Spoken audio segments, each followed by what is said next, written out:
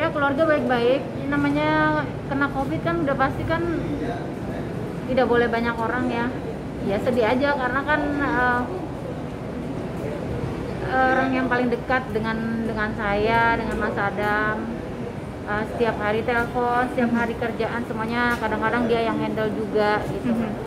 Ya nggak nyangka aja karena kan beberapa waktu sebelum dia merasa sakit itu kan nggak enak lambungnya gitu. Sedangkan Mas Adam itu bilang kamu harus swab gitu. Aku takut gitu. Karena kan di kampung ya, di daerah gitu. Jadi kalau mau ke dokter, mau ke ini mesti harus ke Pandaan dulu atau ke Sidoarjo dulu atau kemana gitu ya. Jadi memang ada rasa ketakutan tersendiri gitu. Tapi tiba-tiba itu justru yang membuat dia lewat karena dia kena pneumonia yang cukup besar gitu. Hampir seluruh paru-parunya itu ketutup dengan virus. Kabutnya udah putih semua. Ya, usaha dengan plasma, usaha dengan peralatan yang bagus.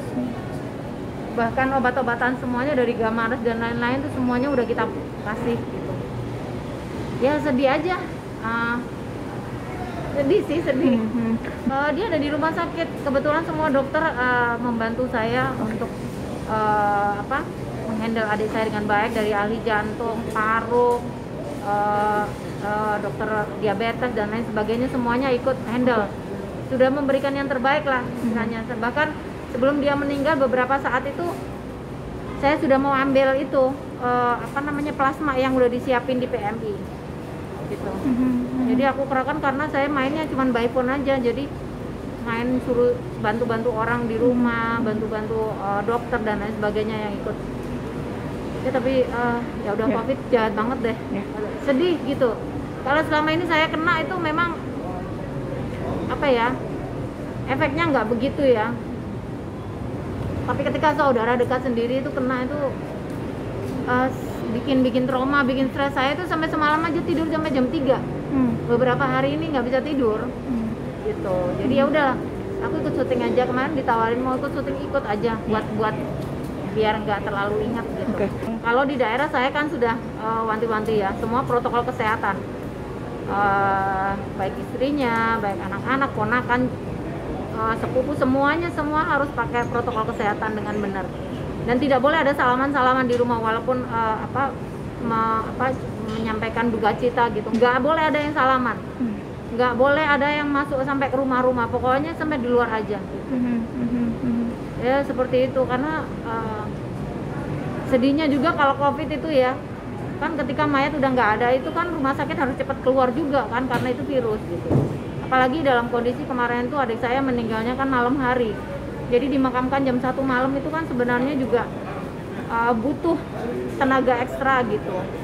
Jadi itu yang membuat saya harus menyampaikan bahwa kepada masyarakat COVID itu ada dan tidak main-main gitu.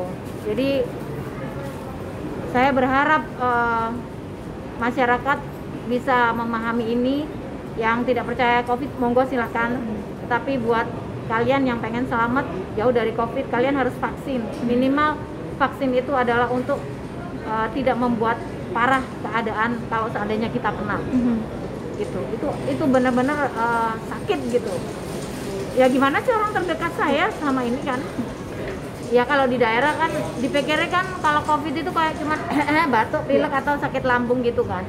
Padahal sebenarnya itu yang harus diwaspadai gitu. Karena adik saya itu kemarin sempat bilang nggak enak lambungnya, udah dikasih Nexium lah, dikasih apalah gitu ya. Tapi masih tetap nggak enak. 2-3 hari Mas Adam tuh nyuruh terus, kamu harus PCR, kamu harus pergi ke dokter. Nggak apa-apa kok bisa kasih obat Cina apalah gitu namanya, udah enakan. Tiba-tiba di hari ke-7 dia merasa bahwa badannya nggak enak gitu, keluar keringat sejagung-jagung, terus sesak napas gitu. Akhirnya aku ditelepon untuk segera harus carikan rumah sakit. Montang-manting rumah sakit di Surabaya, tahu sendiri kan sekarang lagi kayak apa Surabaya kan. Jadi saya minta tolong kenalan dengan dokter-dokter dan orang-orang di rumah sakit, ada nggak satu kamar aja gitu. Dan ternyata kan sama istrinya kena juga gitu. Ya udah akhirnya dirawat berdua.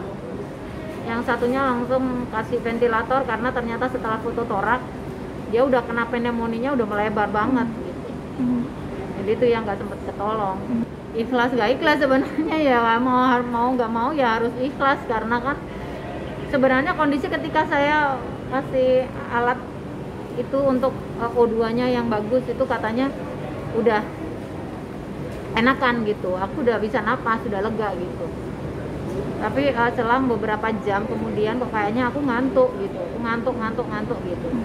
Jangan tidur kata dokternya, latihan pernafasan aja dipakai untuk melek gitu. Ya itu ketika dia mulai ngantuk tidur tuh udah lewat. Udah tidak apa-apa, karena kalau kita memaksa orang yang bandel, yang nggak yakin dan nggak percaya dengan adanya COVID. Sekarang saya ngomong bodoh taing sakarepmu gitu. Tetapi saya memberikan